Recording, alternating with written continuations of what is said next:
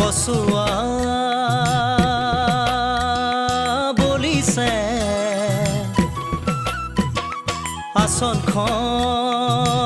আসনখন খহিছে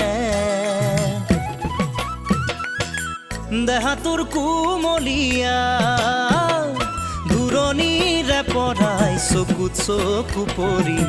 পৰিছ তই ৰঙা কলা